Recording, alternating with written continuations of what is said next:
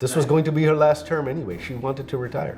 বাংলাদেশের রাজনীতিতে কি সত্যিই শেষ হচ্ছে এক দীর্ঘ অধ্যায়? শেখ হাসিনার প্রায় ১.৫ দশকের শাসন, বিতর্কিত নির্বাচন, আন্দোলন, অভ্যুত্থান সবকিছুর পর এবার তার ছেলের কণ্ঠেই শোনা গেল নতুন এক ইঙ্গিত। হাসিনা যুগের সমাপ্তি। এই প্রশ্নে সজীব ওয়াজেদ জয় বললেন, সম্ভবত তাই।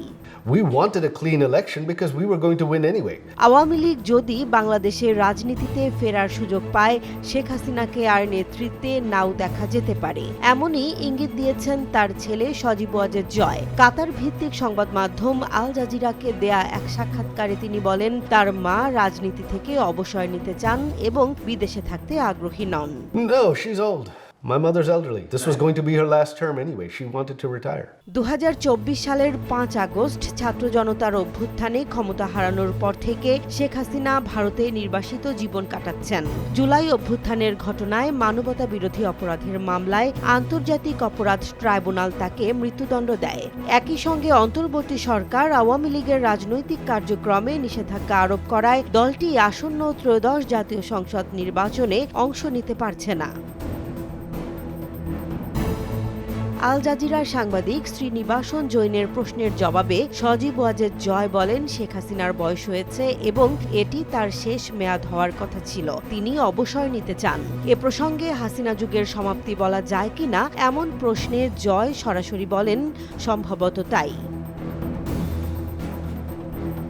তবে আওয়ামী লীগের ভবিষ্যৎ নিয়ে জয় আত্মবিশ্বাসী। তার ভাষায়, আওয়ামী লীগ বাংলাদেশের সবচেয়ে পুরনো ও বড় রাজনৈতিক দল, যার সমর্থক এখনও ৪০ থেকে ৫০%। তিনি দাবি করেন, ১৭ কোটি মানুষের দেশে ৬ থেকে ৭ কোটি ভোটার আওয়ামী লীগের সঙ্গে আছে, যারা হঠাৎ করেই দল থেকে মুখ ফিরিয়ে নেবে না। নিষেধাজ্ঞা ও অতীত নির্বাচনের অনিয়ম প্রসঙ্গে জয় বলেন, আওয়ামী লীগ কখনো কোনো দলকে নিষিদ্ধ করেনি। জামাতে ইসলামীর নিবন্ধন বাতিল হয়েছিল আদালতের সিদ্ধান্তে। ২০১৮ ও ২০২৪ সালের নির্বাচন নিয়েও তিনি কারচুপির অভিযোগ অস্বীকার করেন এবং দাবি করেন, প্রশাসনের ভেতরের কিছু লোক নিজেরাই অনিয়ম করেছে। সহিংসতা প্রসঙ্গে জয় বলেন, আওয়ামী লীগ সহিংসতা চায় না, তবে কাউকে কোণঠাসা করলে পরিস্থিতি সহিংসতার দিকে যেতে পারে, এমন সতর্ক বার্তা দেন তিনি। অন্তর্বর্তী সরকারের সময়ে আওয়ামী লীগের শত শত কর্মী নিহত ও কারাগারে মৃত্যুর অভিযোগও তোলেন জয়। একদিকে নিষেধাজ্ঞা, মামলা, নির্বাসন, অন্যদিকে আওয়ামী লীগের টিকে থাকার দাবি। শেখ হাসিনার অবসর ভাবনা এবং তার ছেলের সম্ভবত শব্দটি বাংলাদেশের রাজনীতিতে নতুন এক অনিশ্চয়তার দরজা খুলে দিয়েছে।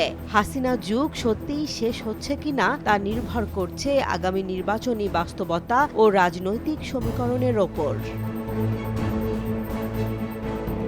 জেসমিন জাহান, নিউজ ডেস্ক, জনবাণী।